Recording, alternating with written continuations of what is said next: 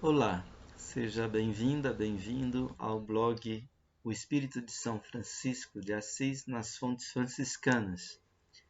Este é o nosso 105º encontro. Vamos intitular este encontro da seguinte maneira: uma meditação a respeito do bom. Mais uma vez, iremos meditar sobre a demonstração 20 de São Francisco de Assis. Leiamo-la de novo. Do religioso bom e do religioso fútil. Bem-aventurado o religioso que não encontra satisfação e alegria a não ser nas santíssimas palavras e obras do Senhor, e com elas conduz os homens com júbilo e alegria ao amor de Deus. Ai do religioso que se deleita em palavras ociosas e vãs, e com elas provoca os homens ao riso. Até aqui o texto da admoestação de São Francisco. Nós vamos meditar sobre o título, que se anuncia assim: do religioso bom e do religioso fútil. O latim diz do seguinte modo: de bono et vano religioso. Isto é, do religioso bom e do religioso vão. Em vez de fútil, o latim traz a palavra vão, vanum. Vamos preferir a tradução mais literal, do religioso bom e vão. Aqui temos de início a oposição entre o ser bom e o ser vão, entre a bondade e a vaidade. Mas em que consiste o ser bom ou a bondade? Em que consiste o ser vão e a vaidade? Detenhamo-nos nesta questão antes de tudo. Então, neste encontro, vamos nos deter nessa questão da bondade. Primeiro, a bondade como plenitude do ser. Ser bom, a bondade, consiste em uma certa plenitude do ser. Uma coisa é boa quando ela responde e corresponde à sua essência, quando ela alcança certa plenitude de maturação, tornando-se o que ela essencialmente é. Ela é boa quando tem o seu ser cheio, isto é, pleno, quando está cheia em seu viço e vitalidade, no vigor de seu surgir e realizar, quando alcançou consistência e solidez no seu modo de ser. Neste sentido, a bondade é a perfeição do ser. No entanto, precisamos entender bem o que significa aqui perfeição. Escutemos a linguagem em nossa língua. A palavra da língua portuguesa perfeição vem de perfectio. Este nome, por sua vez, no latim, remete ao verbo perficere, perfazer, fazer algo do início ao fim, levar a termo. A noção de perfeição é aurida da experiência da existência artesanal.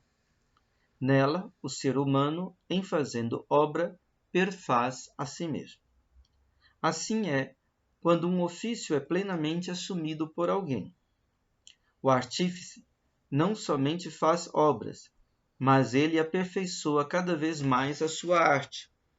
E através disso, ele vai aperfeiçoando sua própria humanidade. Então, o ofício se torna uma profissão, isto é, um modo de proferir, de trazer à fala a humanidade de si, prestando um serviço aos outros seres humanos.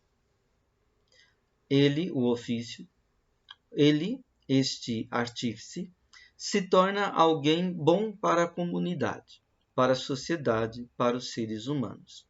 Ele serve, ou seja, ele não somente é prestativo, mas ele presta. ele não somente é serviçal, disponível, mas ele de fato serve.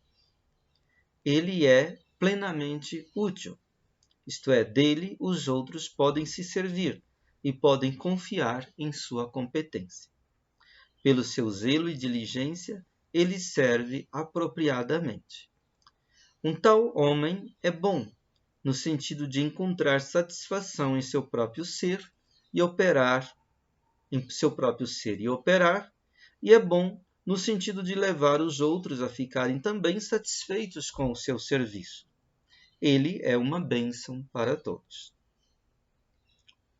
O ser bom e a bondade, entendidos nesta perspectiva do perfazer e da perfeição, remete-nos, pois, ao operar, em latim, opus facere, fazer obra, pôr em obra.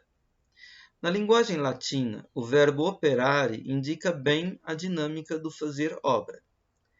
Ele tem uma significação ativa, significando trabalhar, realizar um trabalho, mas é apresentado gramaticalmente com uma forma passiva. Na verdade, o significado deste verbo é neutro, nem ativo nem passivo. O operare não é nem ativo, nem passivo, nem reflexivo. É neutro. Mas esta neutralidade não significa indiferença. Ela significa o medial, isto é, o meio que permeia a ambiência e a tonância de um fluxo ou de uma sucessão. O operare indica o operar como uma dinâmica de realização anterior ao ativo e ao passivo, isto é, como dinâmica medial. Nesta dinâmica de realização medial, apresenta-se a força da vigência e da incandescência do ser, sua presentificação como densidade e intensidade de um poder ser. A plenitude dessa dinâmica de realização do operar, do fazer obra, é que é o bem. Os medievais entendiam o trabalho como operar, fazer obra. Tratava-se de um trabalho artesanal. A arte é um saber criar, dar origem à obra. A habilidade do artesão vem da inteligência e da vontade. Exige uma inteligência para captar as possibilidades de ser, os fins e as leis do fazer, e da vontade para exercitar e para se engajar corpo a corpo na gênese da obra, na sua manufatura. A obra é um produto. Produção significa condução de uma determinada possibilidade de ser. Nesta condução, o ser do que é produzido advém, vem para a proximidade, vem para o desencoberto e o aberto do mundo, torna-se plenamente presente, se perfaz. Este estado de plenitude do acabamento, da consumação da obra, é o que chamamos de ser bom, de bondade. E para significar que a obra provém da intimidade da vida daquele que a faz ou a perfaz, os medievais chamavam a obra de fruto. Na espiritualidade franciscana, se fala muito de fazer obras ou produzir frutos. Também se insiste, como no Evangelho, no perfazer, no ser perfeito. Este ser perfeito não tem nada a ver com igualar-se a um padrão moral. Este ser perfeito significa antes uma dinâmica de planificação, de intensificação e de densificação do ser. No Evangelho de Mateus, no Sermão da Montanha, Jesus, após proclamar as bem-aventuranças, chamar os seus discípulos a serem sal da terra e luz do mundo, a praticarem uma justiça que transborda da medida da justiça dos fariseus, a irem à raiz do significado dos mandamentos e, após provocá-los para o amor aos inimigos, diz: sede perfeitos, portanto, como o Pai Celeste é perfeito. Podemos interpretar assim: sejam plenos, como o Pai do céu é pleno. Sejam acabados, consumados. Sejam aqueles que se mostram como plenos, como o Pai é pleno. Tenham em seu ser e em seu operar o modo de ser do Pai Celeste, ampliando a capacidade de amar de tal forma que ela seja larga, ampla e profunda, como é a dele, a do Pai do céu. Segundo ponto de reflexão: o bem, a virtude e a felicidade. Uma vez que o ser bom, e respectivamente a bondade, é a perfeição, a plenitude do vigor, então o bem é dito ser aquilo para que todas as coisas tendem, segundo uma definição de Aristóteles, na sua Ética a Nicômaco. O bem é aquilo para que todas as coisas tendem. Isto é, tudo o que é tende para a plenitude de seu ser, para a sua perfeição, portanto, para o seu bem. Também o ser humano tende para o bem, a perfeição, a plenitude do seu ser. O bem próprio ao homem, o seu mais elevado ou sumo bem, é a felicidade. Dito de outro modo, a beatitude ou bem-aventurança. A felicidade humana consiste na plena realização da alma em conformidade com a virtude. A virtude é uma disposição estável, adquirida voluntariamente, de boa vontade, a partir de uma livre autorrealização. Ela qualifica o ser humano, torna-o bom. O homem bom é, neste sentido, aquele em que se realiza e se manifesta mais altamente a virtude. A virtude foi chamada pelos filósofos de bonum honestum. A palavra latina honestus, de onde vem o português honesto, quer dizer aquilo que é digno de ser honrado, aquilo que é nobre e gracioso, que é belo.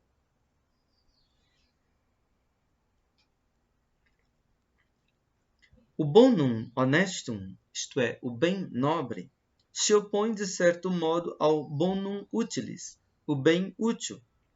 O bem útil é o que é bom para um determinado fim, o que é bom como um meio. Já o bem nobre é o bem que se há de honrar e dignificar por si mesmo. A virtude não é boa para isto ou para aquilo, como um meio para um fim. Ela é boa em si mesma, e enquanto tal é digna de ser amada por si mesma. Isso significa o bem honesto. Vivendo conforme a virtude, o ser humano pode ser bem-aventurado, feliz. A beatitude é a plenitude. O homem bom é, assim, aquele no qual se manifesta a beatitude. Ser beato quer dizer ser bom. Bem-aventurado é aquele em que a vida foi conduzida à sua plenitude. E aquele em que a vida não só caminhou, perfez a sua travessia, mas também foi bem-sucedida em sua realização e se frutificou abundantemente em virtudes. Boécio, Severino Boécio, um pensador cristão do século V, entendeu a beatitude como o estado que, pela congregação de todos os bens, é perfeito, isto é, pleno. Vamos aprofundar o pensamento de Boécio a respeito da beatitude, do ser bem-aventurado ou feliz, na sua obra A Consolação da Filosofia. A beatitude não pode ser confundida com a felicidade, que é trazida pela sorte. Aqui se usa a palavra latina felicitas e a palavra fortuna. A noção de felicitas, felicidade, nem sempre, mas muitas vezes está relacionada com a fortuna, isto é, com a sorte. Isto é, o curso dos acontecimentos casuais, acidentais, externos, da vida humana. O vazio nome de felicidade, felicitas, costuma designar a posse de bens determinados, bens humanos como a saúde, o prazer, a riqueza, a honra, o poder, etc. Mas a posse destes bens é sempre precária. Deste modo, o homem não se encontra em sintonia com os termos de sua própria condição, isto é, em harmonia com sua própria essência. E a posse desses bens não torna o homem bom. Por quantas amarguras é atingida a doçura da humana felicidade? O erro dos seres humanos está em buscar fora de si mesmos a felicidade que só pode ser encontrada dentro deles. A felicidade, felicitas, entendida como a posse dos bens da fortuna, isto é, da sorte, não oferece a verdadeira vida feliz, a beatitude ou a bem-aventurança, a beatitude. Em que consiste, porém, a bem-aventurança? A felicidade é o bem-sumo de uma natureza espiritual, isto é, livre e que se realiza pela capacidade de conhecer e de amar. Isto é, uma natureza que é dotada de intelecto e de vontade. Nos bens exteriores que costumam atrair os desejos dos homens, não se encontram o sumo bem de uma natureza espiritual. Nas riquezas, o homem não se sente seguro, isto é, sine cura, sem preocupações. A noção de seguro, securus, né, em latim quer dizer sine cura, sem preocupações. Quer dizer, nas riquezas, o homem não encontra a segurança, ele não fica desprovido de preocupações. Pelo contrário, ele se torna ansioso e inseguro, temeroso de perder o que conquistou. O homem que ama a riqueza nunca é feliz, pois ele nunca está satisfeito, sempre cobiça ter mais. Nos cargos, os homens buscam honra e poder. Contudo, a verdadeira dignidade e potência estão na virtude. Não são os cargos que tornam dignos de estima a virtude, mas é a virtude que torna dignos de estima os cargos. Os seres humanos procuram a grandeza e a fama.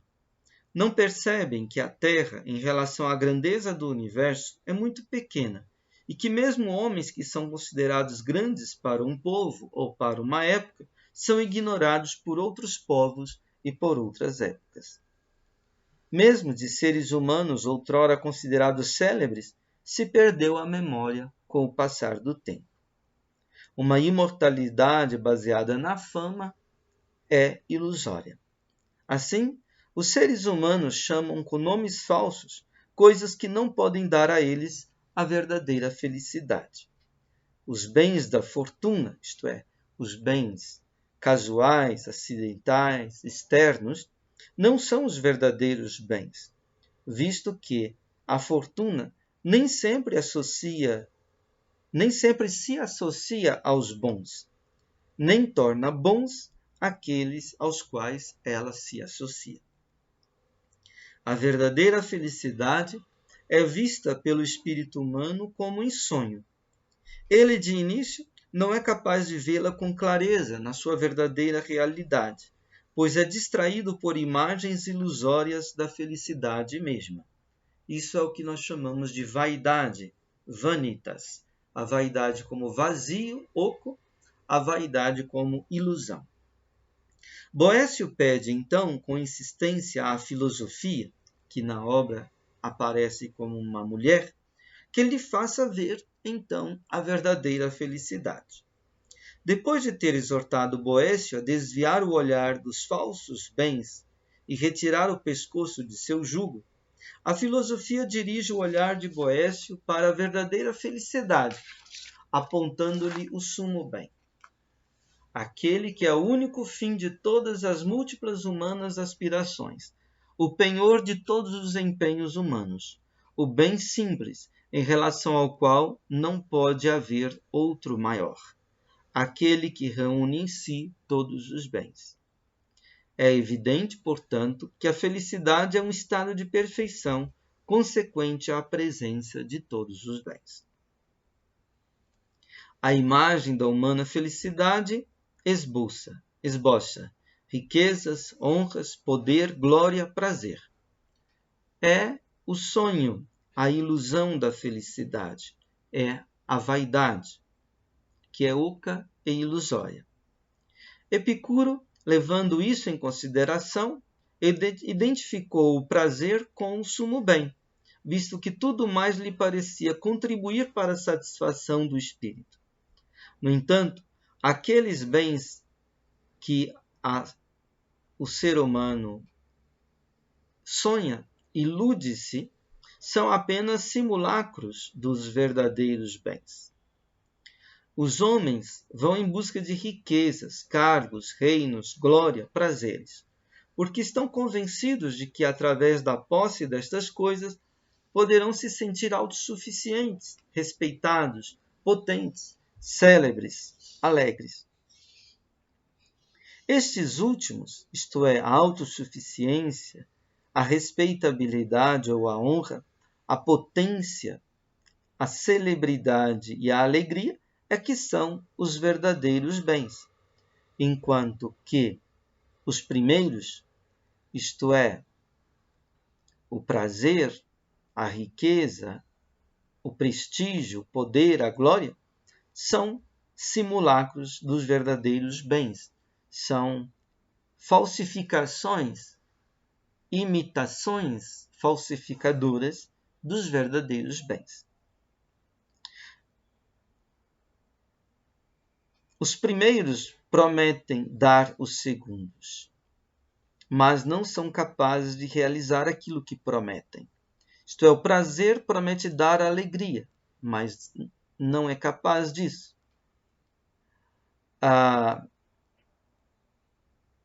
As honras, o poder, a glória, promete dar a celebridade, mas não é capaz disso. O poder promete dar ao homem a potência, mas não é capaz. As riquezas prometem dar ao homem autossuficiência, mas não são capazes. Por isso, são apenas uma aparência enganosa da felicidade, a vaidade, a vanidade. A riqueza, entendida como posse dos bens materiais, não liberta o homem da carência e da dependência, ou seja, não o torna autossuficiente, pois ele continua dependendo, ansioso daqueles e daquilo de que se serve. O homem que é amante da riqueza e do dinheiro, ele não somente se serve do dinheiro, mas serve ao dinheiro. Ele se torna servil, escravo. Os cargos não comunicam potência e virtude. Virtude que, lembremos, em latim significa força, vigor, potência. O homem que busca a honra, que ama ser temido e amado, depende daqueles que o honram, o temem e o estimam. Já a virtude tem uma potência em si mesma.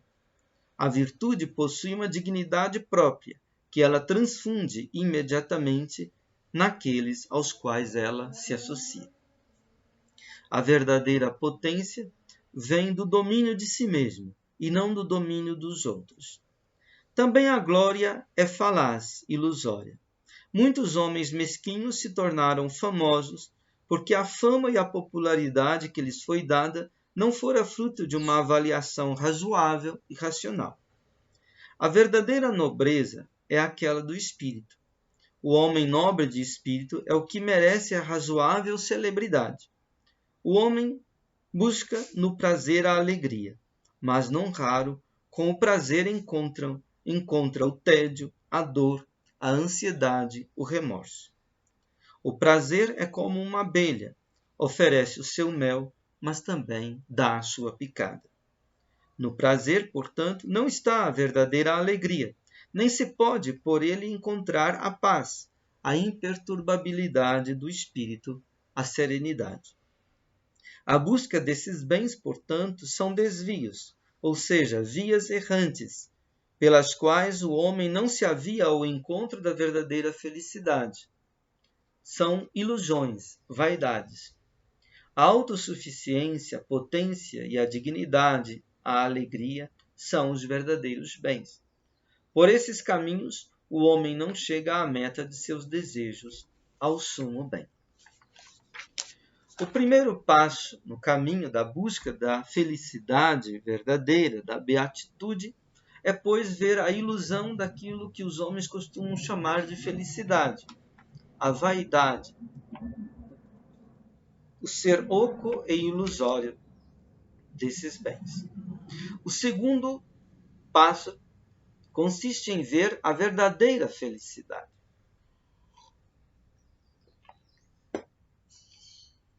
A felicidade é uma só, simples e indivível, mas ela reúne a multiplicidade dos bens verdadeiros. Autossuficiência e potência são uma só e idêntica natureza. Aquilo que é autossuficiente e potente é unicamente digno de respeito, de honra. Por isso, autossuficiência, potência e respeitabilidade é uma única e idêntica realidade. Onde todos esses atributos se reúnem, por sua vez, encontra-se a verdadeira alegria. O verdadeiramente autossuficiente, potente, honorável e alegre é assim uma única natureza, um único ser e uma única vida. Desta única realidade provém aquilo que pode tornar os homens verdadeiramente autossuficientes, potentes, honoráveis e alegres. Este sumo bem, único e simples, fonte de toda a bondade, está acima de tudo que é temporal e mortal. O sumo bem é o bem perfeito e absoluto, a plenitude do bem. Ora, somente no Deus Supremo é posta a plenitude de todos os bens. Ele é o ser infinitamente superior a todos os seres. O bem se encontra nele por natureza e em plenitude. Nenhum ente, de fato, poderá ter uma natureza melhor do que a do princípio, do qual tudo provém.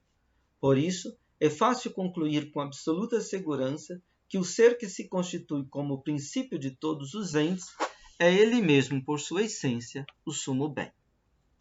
E este sumo bem é a verdadeira felicidade que o homem busca.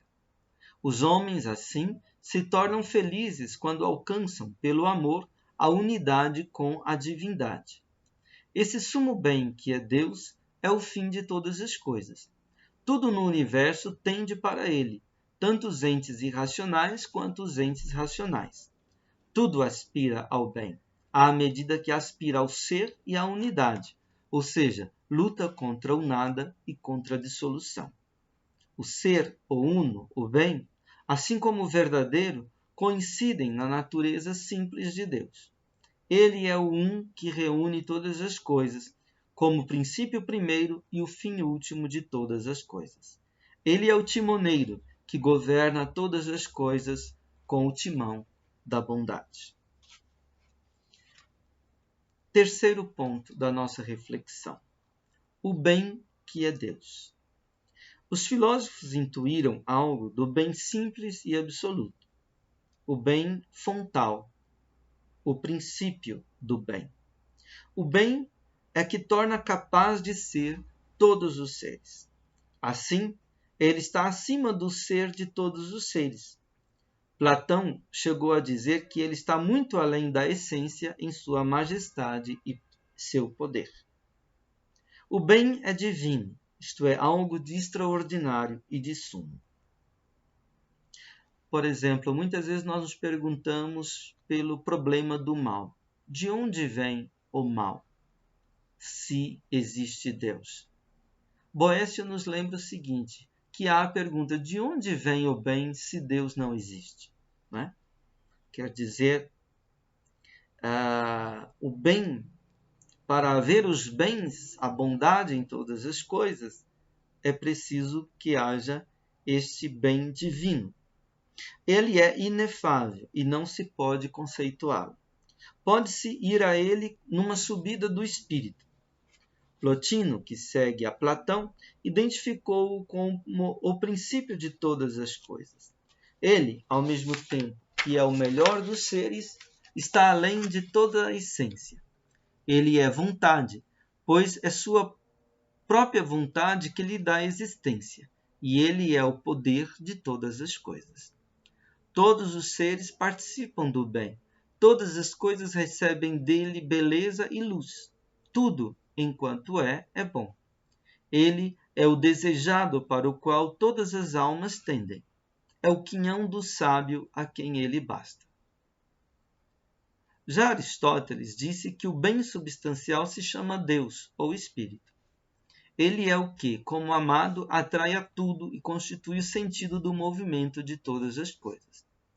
Porém, o relacionamento de Aristóteles com esse a quem ele chama o divino ou o Deus não é um relacionamento religioso.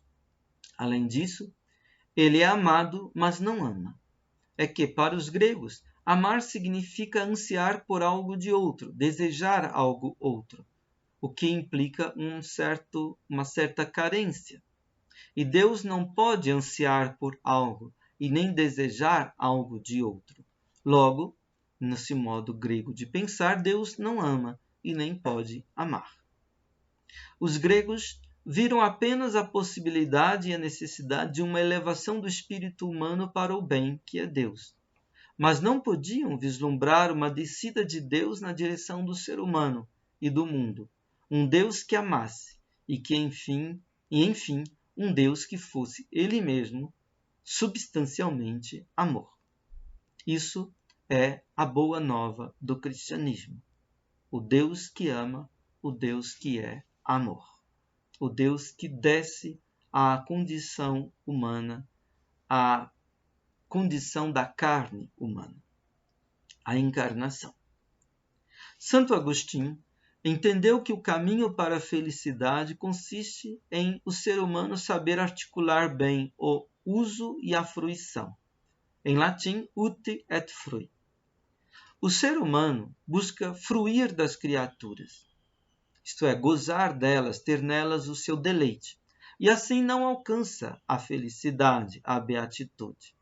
Elas não oferecem, não podem oferecer ao coração humano a verdadeira beatitude, o verdadeiro deleite, aquele pleno. Por isso, o ser humano precisa aprender apenas a usar das coisas criadas, isto é, a se servir delas, e não buscar encontrar nelas a fruição no seu sentido pleno.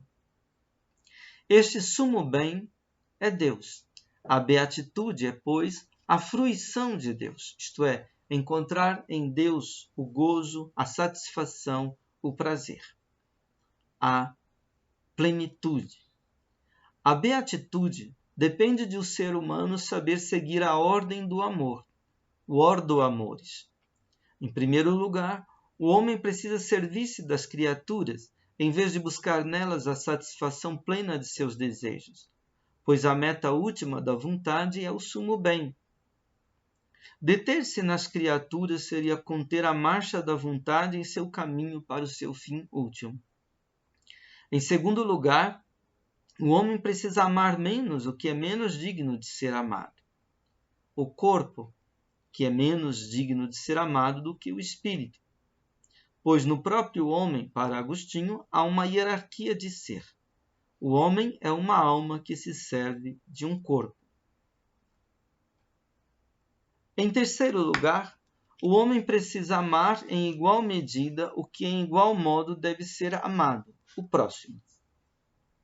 Em quarto lugar, o homem precisa amar acima de tudo o que acima de tudo é digno de ser amado, Deus, o sumo bem, o próprio amor.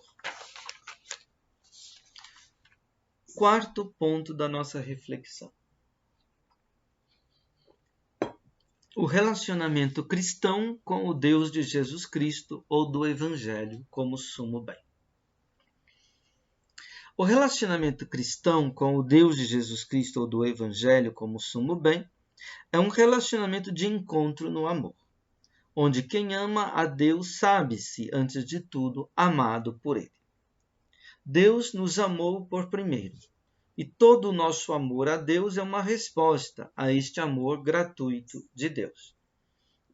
A realidade da graça, isto é, da gratuidade do amor de Deus, isto é, do amor que Deus tem por nós e que se revelou em nossa carne em Jesus Cristo e de modo consumado na cruz, essa realidade da graça é o ponto de partida para o relacionamento cristão com o Deus como o sumo bem.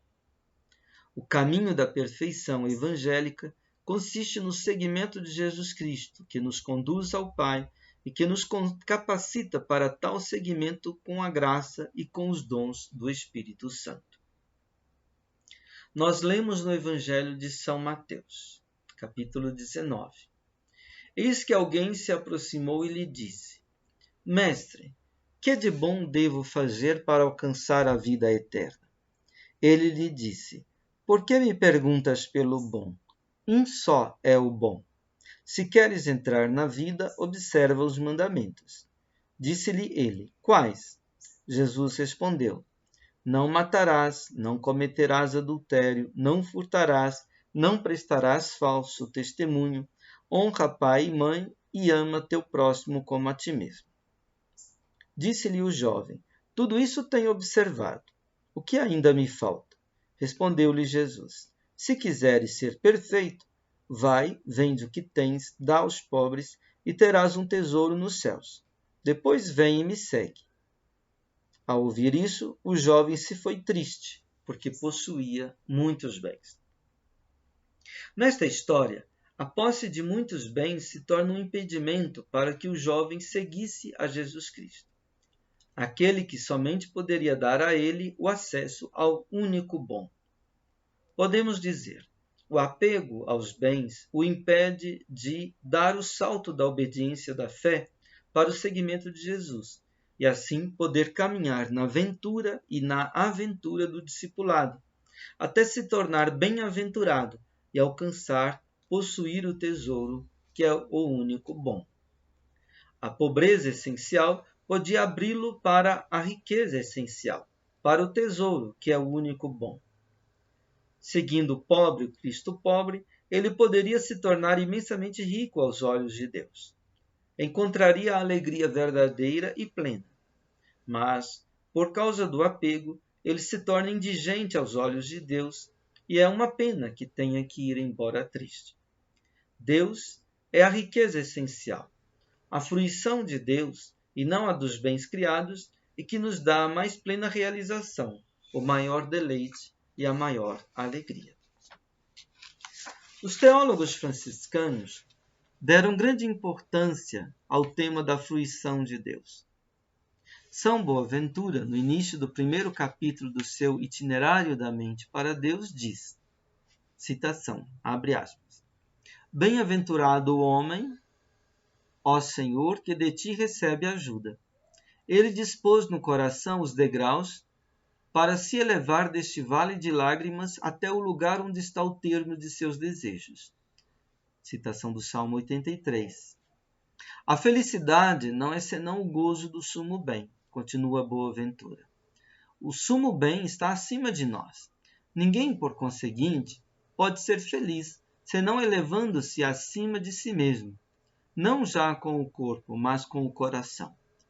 Mas, para elevar-nos acima de nós mesmos, temos necessidade de uma virtude superior. Quaisquer que forem as nossas disposições interiores, para nada servem se a graça não nos ajudar. Ora, o auxílio divino está sempre ao alcance daqueles que o pedem do fundo do coração, com humildade e devoção. Quer dizer, é dado aos que, suspirando, se voltam para Deus nesse vale de lágrimas, com ardente oração. A oração é, pois, o princípio e fonte de nossa elevação a Deus. Com efeito, Dionísio, no seu livro acerca da teologia mística, querendo nos instruir sobre os arrebatamentos da alma, começa com uma oração. Roguemos, pois, portanto, e digamos ao Senhor nosso Deus: Conduze-nos, ó Senhor, na tua via, e eu caminharei na tua verdade. Que o meu coração se regozije no temor de teu nome. Fecha aspas, fim da citação. Outro teólogo franciscano, João Duns Scotus, disse que a nossa vontade aspira à felicidade instintivamente, necessariamente, incessantemente, intensamente e em concreto. Ele entendia, como os demais teólogos, que a vida eterna ou a beatitude consiste no conhecimento de Deus pela inteligência e na fruição de Deus pela vontade. Mas ele faz uma ponderação importante, singular.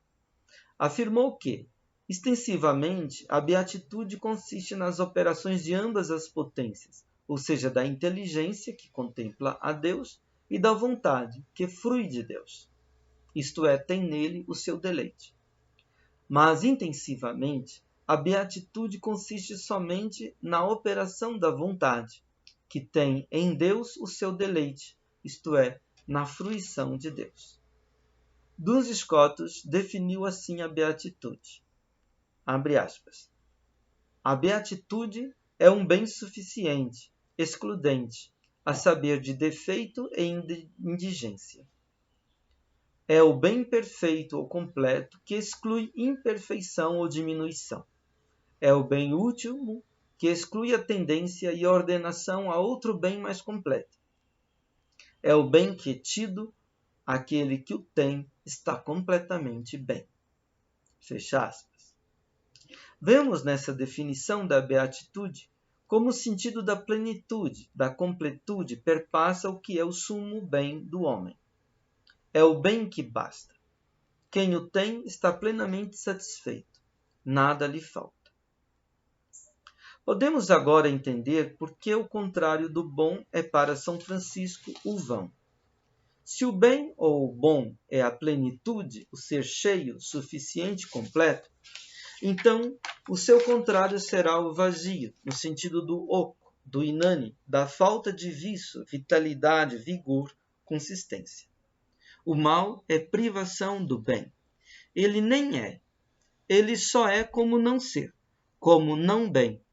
O ser do mal, que é na verdade um não ser, consiste, pois, na indigência, no defeito, na falta do vício, do vigor, da consistência do ser. Por isso, faz sentido colocar a oposição do bom e do ruim como sendo a oposição do bom e do vão. Nosso último ponto, o quinto, São Francisco nos ensina a invocar o Deus do Evangelho como nosso sumo bem, com um amor seráfico, isto é, um amor ardente, incandescente. São Francisco não só fala do Deus de Jesus Cristo, o Deus do Evangelho, como sumo bem. Ele fala com este Deus, invocando-o como tal sumo bem. Nos escritos encontramos algumas falas assim. Por exemplo, no capítulo 23 da regra não bulada, no fervor do seguimento de Jesus Cristo, ele diz aos companheiros, abre aspas, amemos todos com diligência o Senhor Deus. Amemo-lo de todo o coração, de toda a alma, de toda a mente, com todo o vigor e fortaleza, com todo o intelecto, com todas as forças, com todo o esforço, todo o afeto, todas as vísceras, todos os desejos e vontades. Amemos a Ele que nos deu e nos dá, a nós todos, todo o corpo, toda a alma e toda a vida, que nos criou, redimiu e somente por sua misericórdia nos salvará. A Ele que fez e faz todo o bem a nós, miseráveis e infelizes, pútridos e fétidos, ingratos e maus.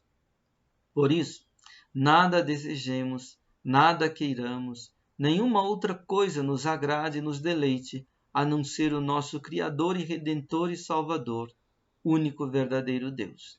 Ele é o bem pleno, todo o bem inteiro, o verdadeiro e sumo bem. Só Ele é o bom, o piedoso, o manso, o suave e doce. Só Ele é o santo, o justo, o verdadeiro, o santo e o reto. Só Ele é o benigno, o inocente, o puro. Dele, por ele e nele está todo o perdão, toda a graça, toda a glória de todos os penitentes e justos, de todos os bem-aventurados que com ele se regozijam nos céus. Nada, pois, nos impeça e nos separa, nada se nos interponha. Fecha aspas. Já nos louvores de Deus Altíssimo, encontramos o seguinte. Abre aspas. Tu és o Trino e Uno, Senhor Deus dos deuses. Tu és o bem, todo o bem, o sumo bem, Senhor Deus vivo e verdadeiro. Fecha aspas. Nos louvores para todas as horas, as laudes concluem com a seguinte oração. Abre aspas. Onipotente, Santíssimo, Altíssimo e Sumo Deus, que és todo o bem, o sumo bem, o bem inteiro, o único bem. A ti rendamos todo o louvor, toda a glória, toda a graça, toda a honra, toda a bênção e todos os bens. Faça-se, faça-se. Amém. Fecha aspas. Por fim, na exposição a respeito do Pai Nosso, lemos, abre aspas, que estás nos céus, nos anjos e nos santos, iluminando-os para o conhecimento, porque tu, Senhor, és luz, inflamando-os para o amor, porque tu, Senhor, és amor, neles habitando e os planificando para a bem-aventurança, porque tu, Senhor, és o sumo bem eterno, do qual procede todo o bem, sem o qual nenhum bem existe. Fecha aspas. Todos estes textos dos escritos mostram como o relacionamento de São Francisco com o Deus de Jesus Cristo, o Deus do Evangelho com o Pai, é um relacionamento pautado pelo encontro tu a tu, pelo amor mais intenso, ardente e incandescente, pelo amor que os seus companheiros chamaram com razão de amor seráfico. O serafim é o espírito do amor ardente, incandescente, o espírito do fogo. Em louvor de Cristo. Amém. Para refletir, deixamos duas perguntas. Primeiro, a partir do que foi refletido sobre a bondade como plenitude, como aparece no nosso dia a dia a vaidade como vazio e ilusão? Segundo, o que possibilita a nós desiludirmos da vaidade e entrarmos na verdade e na realidade do bem e da felicidade? São essas as nossas reflexões de hoje. Muito obrigado pela paciência. Até a próxima. Paz e bem.